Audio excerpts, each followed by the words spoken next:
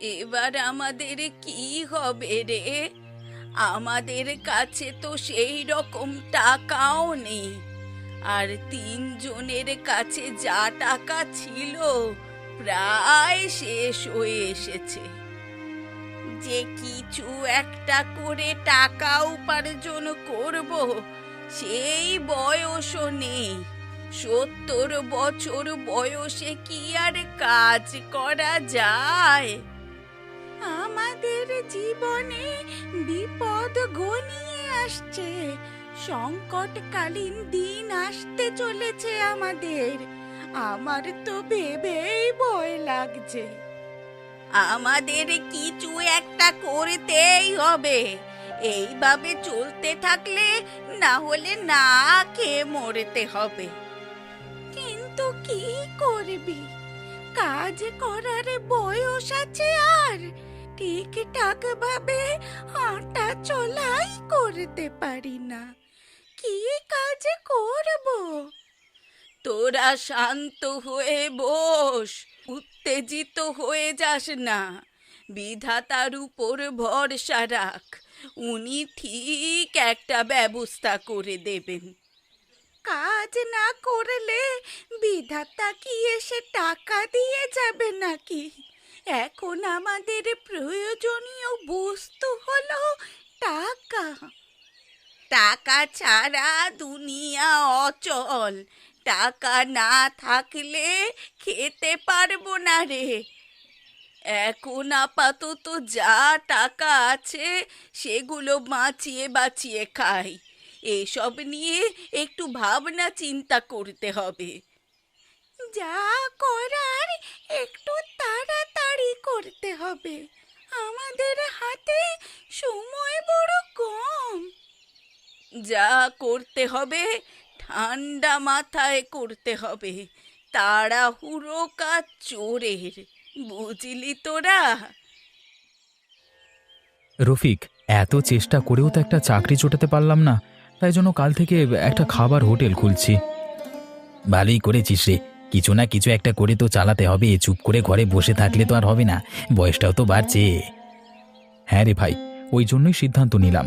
চাকরির চেষ্টা তো অনেক করলাম, অনেক কঠোর পরিশ্রমও করেছি, হয়তো আমার ভাগ্যে নেই তাই হয়নি। ভাই, সবার ভাগ্যে সবকিছু থাকে না, কি আর করবি, আমি তো জানি তুই কত পরিশ্রম করেছিলিস। হ্যাঁ সেই, তা নিজেকে সান্ত্বনা দিয়ে এই ব্যবসাটা শুরু করতে চলেছি। তুই আমার দোকানে খাবার খেতে আসিস? হ্যাঁ হ্যাঁ, নিশ্চয়ই যাব। আমি তো প্রত্যেক দিন অফিস যাওয়ার আগে হোটেলে খাই। আরে এবার থেকে তাহলে তোর হোটেলেই খাবো, কিন্তু দোকানটা খুলছিস কোথায় রে? আমাদের গ্রামে যেখানে হোটেলটা আছে তার পাশে ফাঁকা জমিটা আমাদের, ওখানেই করতে হবে। সবকিছু ঠিকঠাক হলো, তবে একটাই একটু খারাপ হয়ে গেল। দুটো পাশাপাশি হোটেল, একজনের চলবে আর একজনের চলবে না। তবে তোকে খাবারের স্বাদ ভালো আনতে হবে, অল্প দামে বিক্রি করতে হবে। আমি তো ওটাই ভেবেছিলাম, স্বল্প লাভে বিক্রি করব, না হলে বিক্রি হবে না। ঠিক আছে ভাই, আজকে চললাম রে। এই, আমার তো কালকে সকালে উঠে অফিস বেরোতে হবে, তুইও বাড়ি যা। ঠিক আছে, কালকে তাহলে হোটেলে দেখা হচ্ছে।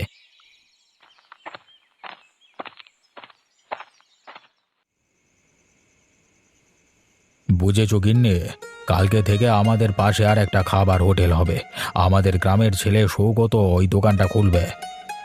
সে কি গো, তোমার পাশে যদি আবার দোকান হয় তাহলে তো তোমার বিক্রি কমে যাবে। বেশ ব্যবসাটা ভালো চলছিল, ব্যাগরা দিতে ঠিক চলে এসেছে। আরে না না, অতই কি সহজ নাকি? আমি ব্যবসা করছি সেই 10 বছর আগে থেকে। আমার দোকানের তো একটা নাম আছে। কে একজন হুট করে এলো আর দোকান খুললো, আর আমার বেচা কেনা কমে গেলে হয় নাকি? না, তবুও ওর দোকানেও তো কিছু খরিদ্দার যাবে। 10টা হলেও তো খরিদ্দার কম হবে নাকি? হুম, এখন কিছু বলা যাচ্ছে না গিন্নি। হয়তো প্রথম 1-2 মাস এরকম খরিদ্দার কমে গেলেও যদি খাবার ভালো না হয় তাহলে আবার যা কে তাই হয়ে যাবে। আরে যদি খাবার ভালো হয় তখন? এই প্রথম রান্না বান্না করছে, তেমন ভালো হবে বলে মনে হয় না। এসব নিয়ে অত চিন্তা করো না, দেখাই যাক না কালকে কি হয়। প্রথম দিন একটু ভিড় হবে। আচ্ছা ঠিক আছে, কালকের কথা কালকে হবে। এখন চলো তো ঘুমাবো। রোজ কত সকালে ওঠো, কত দেরিতে ঘুমাও। এমন করলে শরীর খারাপ করবে। আচ্ছা চলো ঘুমোতে যাই, তুমি তো আবার ছাড়বে না, তার থেকে ঘুমিয়ে পড়াই ভালো। তুমি খালি আমায় এই রকম বলো, আমি তো ঠিক কথাই বলি নাকি? আচ্ছা বাবা চলো ঘুমিয়ে পড়ি।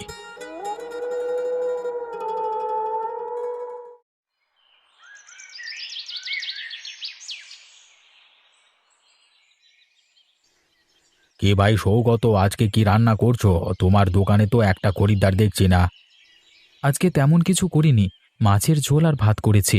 কি আর করব, এই নতুন দোকান খুলেছি তো, তাই জন্য হয়তো খরিদ্দার তেমন নেই। তবে তোমার দোকানে তো বেশ ভিড় আছে দেখছি। কাজ করে নাও, শুধু শুধু আমার সাথে কথা বলো না। হ্যাঁ আমি তো সকলকে খাবার দিতে থাকছি, তা তবে তুমি বসে আছো এটা ভাল লাগছে না। আমার দোকানে কাজ করবে, সামান্য টাকা বেতন দেবো, তাহলে রোজগার তো করতে হবে। আমি সেটা বুঝে নেব, আমার এই দোকান থেকে একদিন অনেক টাকা রোজগার হবে, আমি সেটা মনে করি। ঠিক আছে, তুমি তাহলে ওই আশাতেই বসে থাকো, আর তোমার দোকানে বসে খাবারের মাছি দাঁড়াও। আমি ততক্ষণে সব খাবার বেচা কেনা করে দোকান বন্ধ করে দিই, তারপর তোমার বিক্রি হবে, কেমন? হ্যাঁ হ্যাঁ, আমি ধৈর্য ধরতে জানি। নতুন নতুন ব্যবসা অনেকেই তুলে দেওয়ার চেষ্টা করে, হার মেনে নেব না আমি। আচ্ছা তাহলে ব্যবসা চালিয়ে যাও, ভালো প্রস্তাব দিয়েছিলাম, তুমি তো আর করলে না। ওই দেখ, গ্রামে পাশাপাশি দুটো খাবার হোটেল তৈরি হয়ে গেছে। ওই রোহনের হোটেলটা তো জানতাম, কিন্তু এইটা কবে হলো? দুদিন তো সকালে হাঁটতে আসিনি, তার মধ্যেই হয়তো হয়েছে, আমরা জানি না। চল দোকানের সামনে চল, নতুন দোকানটা কেমন হলো একবার দেখে আসি। আসুন বুড়িমা আসুন, আপনারা খাবার খাবেন তো? খাবারে খাওয়ার মতো অত টাকা আমাদের কাছে নেই গো। নতুন হোটেল হয়েছে দেখে তোমার কাছে এলাম। তা কেমন চলছে বেচা কেনা? বেচা কেনা তো আজকে একদমই হয়নি, তাই জন্য পাশের হোটেলের রোহনদা আমাকে কত ব্যঙ্গ করেছে, মনে হয় ব্যবসা তুলিয়ে দিই। না না সৌগত, তুমি ব্যবসা তুলে দিও না। তোমার ব্যবসাকে আমরা এগিয়ে নিয়ে যাব। শুধু আমাদেরকে দুবেলা খেতে দিও, তাহলেই হবে। সত্যি আপনারা পারবেন? আমার কোনো আপত্তি নেই, তাহলে আপনারা কাজ করতে পারেন। হ্যাঁ, সবাই মিলে চেষ্টা করব তো। সফলতা পাওয়ার সম্ভাবনা তাতে অনেক বেশি। তোমায় এখন আমাদের খাওয়াতে হবে না, যখন হোটেল খুব ভালো চলবে তখন থেকে খাওয়াবে। রাজি তো তুমি? জি আমি রাজি, আপনাদের সাথে কাজ করতে আমি ইচ্ছুক। আচ্ছা, ঠিক আছে। তাহলে সন্ধ্যায় আমাদের বাড়িতে একবারে চলো, একটা আলোচনা সভা করি। এটা খুব প্রয়োজন। আচ্ছা আমি সময় মতো পৌঁছে যাব। কি করে বলো তো জ্বর বাঁধালে? এত জ্বর যে বিছানা থেকে উঠতেই পারছো না। কি আর করবো গিন্নি, আরে আমি কি আর জেনে শুনে জ্বর বাঁধিয়েছি? কি কারণে হলো সেটাও তো বুঝতে পারছি না। কি আর হবে, এই রকম ঠান্ডা গরম আবহাওয়ার জন্যই জ্বর হয়েছে। সাবধানে তো আর থাকবে না। এবার থেকে শুনবো গিন্নি, তুমি আর রাগ করো না। যা হওয়ার তো হয়েই গেছে, আর বলে লাভ নেই। পরের বার থেকে একটু সচেতন হও। তুমি তো আর সরকারি চাকরি করো না, বেসরকারি চাকরি করো। এইভাবে বেশিরভাগ দিন কামাই দিলে চাকরিটা চলে যাবে, তখন কি হবে? হ্যাঁ গিন্নি আমি বুঝতে পেরেছি, আর এইরকম হবে না। এই সপ্তাহটা তো ছুটি নিয়েছিলাম, আজকে ছিল অফিস যাওয়ার তারিখ, কিন্তু যাওয়া হলো না এই শরীর খারাপের জন্য। ঠিক আছে ঠিক আছে, এখন আর কথা বলতে হবে না। দুপুর হয়েছে, খাওয়া দাওয়া হয়ে গেছে, এবার ঘুমিয়ে পড়ো। কাল সুস্থ হলে অফিস যাওয়ার চেষ্টা করো, কেমন? ওষুধ খাচ্ছি তো কালকে ঠিক ভালো হয়ে যাব। আর আজকে তো পুরো দিনটাই বিশ্রাম করলাম। আমি ঘুমিয়ে পড়লাম গিন্নি, তুমি খাওয়া দাওয়া করে ঘুমিয়ে পড়ো কিন্তু। হ্যাঁ গো, আমি ঠিক করে নেব, তোমায় ভাবতে হবে না।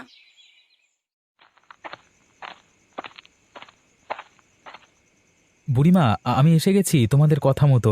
দরজা খোলো। সৌগত, তুমি এসেছো, ভালোই করেছো। আমরা তোমার অপেক্ষাই করেছিলাম। এসো, ভেতরে এসো। তাহলে আলোচনা সভা শুরু করা যাক। কি করলে ব্যবসা ভালো চলবে আপনারাই বলুন। আমার মতে মাংসের কিছু একটা করলে ভালো হয়। বেশিরভাগ মানুষই নিরামিষ খায় না, তাই জন্যই বললাম। তবে হ্যাঁ, একটা কথা খেয়ালে রেখো, বেশি লাভ করতে যেও না প্রথম প্রথম, তাহলে একদমই খরিদ্দার আসবে না। না না, ওরকম আমার কোনো মতলব নেই। আমি চাই দোকানে মানুষজন কম টাকায় ভালো জিনিস খাবে। তাহলে ললিতা ঠিকই বলছিল, মাংসের কিছু একটা আইটেম করলে বিক্রি ভালো হবে। তবে শুধু মাংসের ঝোল ভাত করলে তো আর ভালো হবে না। সৌগত, তুমি এক কাজ করো, এই হোটেলের চিন্তা ভাবনা মাথা থেকে বের করে দাও। আমরা মাংসের চপ বিক্রি করব। পাশাপাশি দুটো হোটেল হলে তেমন খরিদ্দার আসবে না। আমি তোর সাথে একমত, তবে মাংসের চপ একটু বড় করলে মানুষ আকর্ষণে আরো খেতে আসবে। আচ্ছা, তাহলে এটাই করা হোক। কালকে থেকে তাহলে আমাদের দোকানে বিক্রি হবে মাংসের চপ। হ্যাঁ, আজকে অনেক কথা বলছিল তো ওই রোহন। আমরাও দেখিয়ে দেব ব্যবসা কেমন করে করতে হয়। ব্যঙ্গ বিদ্রুপ করছিল তো, ওর মুখে জামা ঘষে দেব।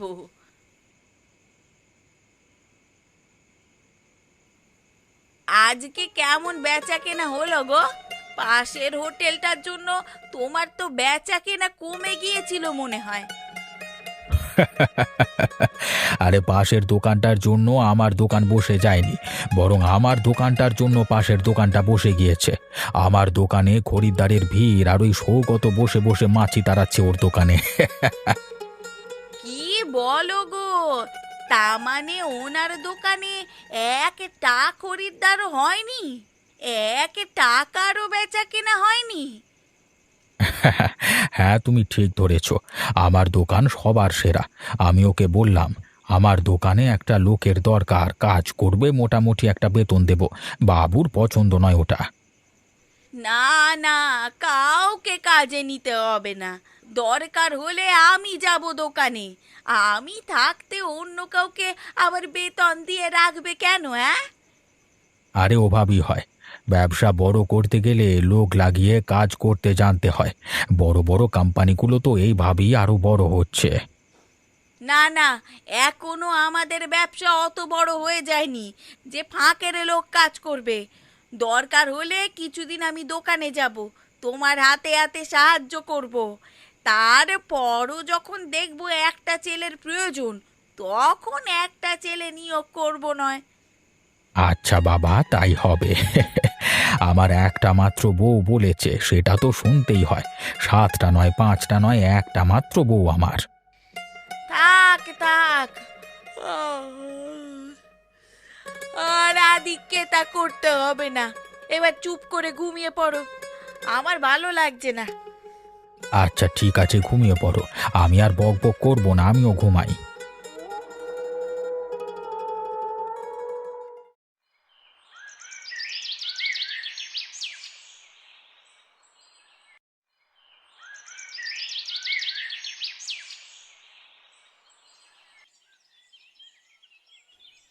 কি গো, তুমি যে উঠে অফিস যাচ্ছ, তোমার শরীর ঠিকঠাক আছে তো?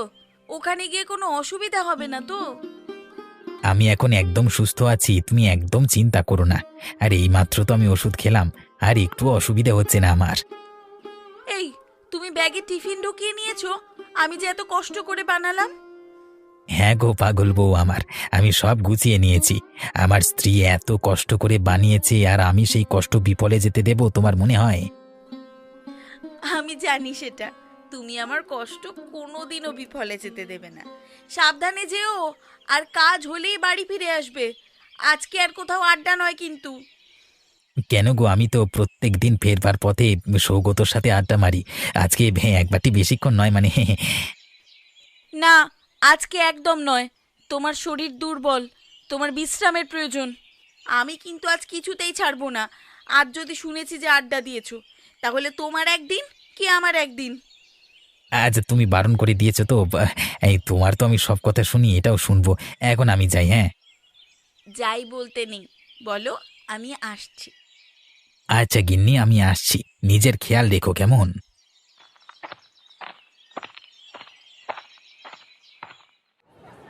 হায় হায় রে, আজকে কি হলো?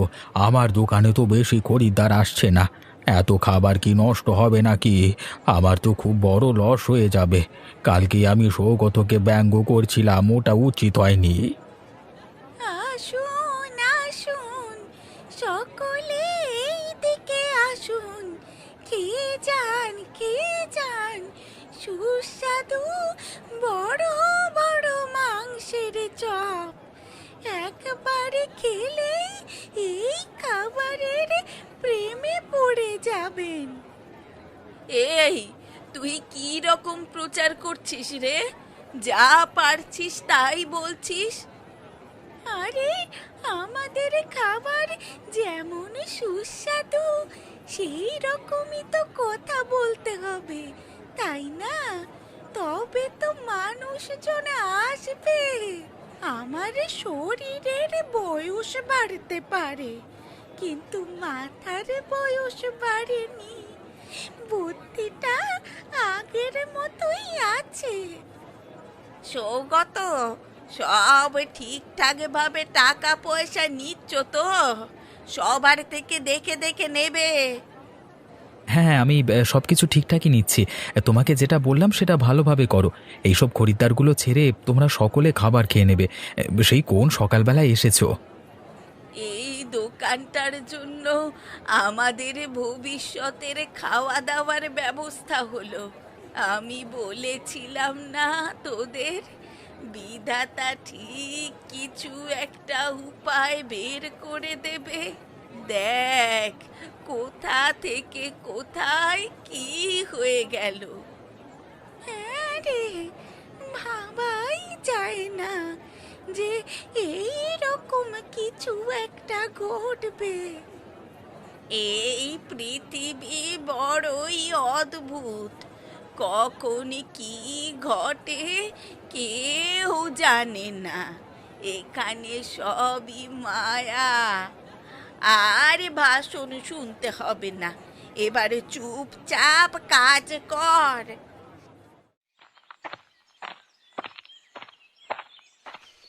কই রে সৌগত, কোথায় গেলি রে? কেমন ব্যবসা করছিস বল শুনি। সত্যি কথা বলতে, আমার ব্যবসা দাঁড় করিয়েছে এই তিন বুড়িমা। ওনাদের কাছে আমি চিরকৃতজ্ঞ। ও আচ্ছা, বুড়িমা তাহলে আমাকেও খাইয়ে দাও না এক প্লেট মাংসের চপ। দেখি কেমন রান্না হয়েছে তোমার, নাকি সব শেষ হয়ে গেছে। এই যে ধরুন, শেষ হলো এবার আমাদের মাংসের চপ। খেয়ে বলুন তো কেমন হয়েছে? আমরা তিনজনে বানিয়েছি। সত্যি খুব সুস্বাদু খেতে হয়েছে। ওই জন্যই তো এত তাড়াতাড়ি সমস্ত চপ বিক্রি হয়ে গেল। এই তো সবে সকাল। রফিক, জানিস এই বুড়িমা খুব ভালো। আমাকে সাহায্য করে শুধু খাবার দাবারটাই চেয়েছে, কোনো টাকা পয়সা নেবে না। বাপ, আর টাকা পয়সা নিয়ে আমরা কি করব? আমাদের বয়স তো হয়ে এলো, এবারে চার কাঁধের উপরে যাব। বুড়িমা ওরকম কথা বলে না, মানুষের জীবনের কোনো নিশ্চয়তা নেই। এই বেঁচে আছে এই নেই, তাই প্রত্যেকটা মুহূর্ত আনন্দে কাটাতে হবে। আগের দিন আমার হোটেল একদম চলেনি, তারপর হাল ধরলো এই 3 বুড়িমা, আর আজকে এই উন্নতি। বললে হবে না, বুড়িমার হাতে রান্নায় জাদু আছে। এটা জাদু নয় রে পাগল, এটা রান্না করে করে একটা অভিজ্ঞতা। এনে আমার খাওয়া হয়ে গেছে, টাকাটা রাখ, আমি অফিসে চললুম। তো টাকাটা তোর কাছে রেখে দে, পরদিন থেকে টাকা দিবি। প্রথম দিন তোকে খাওয়ালাম বন্ধু হিসেবে, এবার বেশি বাড়াবাড়ি করলে কিন্তু এক চড় মেরে দেবো বলে দিলাম, ফালতু লোক কোথাকার। আচ্ছা আচ্ছা, ঠিক আছে ঠিক আছে, তাই হবে। আমি অফিসে যাই, তুই ভালোভাবে বেচা কেনা কর, পরে কথা হবে, বুঝলি? বাপ রে বাপ, জামা কাপড়গুলো কি নোংরা হয়েছে, পড়ে আছে কয়েকদিন ধরে, পরিষ্কার করা হয়নি। ঘষে ঘষে আমার হাতের অবস্থা খারাপ হয়ে গেল। এই হোটেলের তেল ছিটানি দাগগুলো তুলতে সব থেকে বেশি কষ্ট। একটা ভয় ছিল মনের মধ্যে, তোমাদের পাশের হোটেলে নতুন হোটেল হলে কেমন হবে কেনা বেচা। তবে ভালোই হয়েছে, বেশি বেচা কেনা হয়নি ওদের। আমরা লাভবান হলেই হবে, আর কারও দরকার নেই। ও এলে বলবো আমার জন্য একটা নতুন শাড়ি কিনে দিতে, কতদিন কিছু উপহার দেয়নি।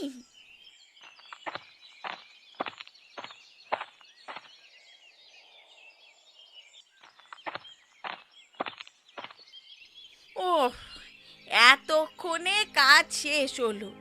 1 সপ্তাহের জামা কাপড় জমেছিল, পরিষ্কার করতে করতে আমার কাল ঘাম ছুটে গেল গো। ও এলে বলতে হবে কাপড় পরিষ্কার করার ডিটারজেন্ট এনে রাখতে। আজকেই তো সমস্তটা শেষ হয়ে গেল, আর একটুও নেই। এই মেয়ে হওয়ার যে কি জ্বালা, সেটা ছেলেরা বুঝবে না। একটার পর একটা কাজ করেই যেতে হয়। সবার সব কিছুর ছুটি আছে, আমাদের জন্য কোনো ছুটি নেই। আর কাজ যেন শেষই হয় না, একটার পর একটা লেগেই থাকে, ভালো লাগে না। সৌগত, আগের দিন তোমাকে অত অপমান করা আমার উচিত হয়নি বাপ, আমাকে ক্ষমা করে দাও। আমি কাউকে ক্ষমা করবার কেউ নই, সামনে থেকে সরুন, আমাকে বাড়ি যেতে দিন। তোমাদের দোকান খোলবার পর থেকে আমার দোকানে আর খরিদ্দার আসছে না, এইভাবে ব্যবসা তো বন্ধ করে দিতে হবে। তোমাদের দোকানের 3 বুড়ির মাংসের চপ তো রমরম করে চলছে। তুমি যেটা বলতে চাইছো সেটা হবে না, তবে একটা উপকার করতে পারি। আমাদের দোকানে কাজ করতে পারো, তাহলে হোটেলের আরো অন্যান্য কিছু খাবার রাখবো। শেষ পর্যন্ত অন্যের হোটেলে কাজ করতে হবে? 10 বছর নিজের ব্যবসা করবার পর আর কি পারবো? এর থেকে বেশি আমি কিছু করতে পারবো না। আপনি যেমন কর্ম করেছেন তেমন ফল পাচ্ছেন, তবে আজকে এই দোকানটি মাংসের চপের জন্য বিখ্যাত হয়েছে।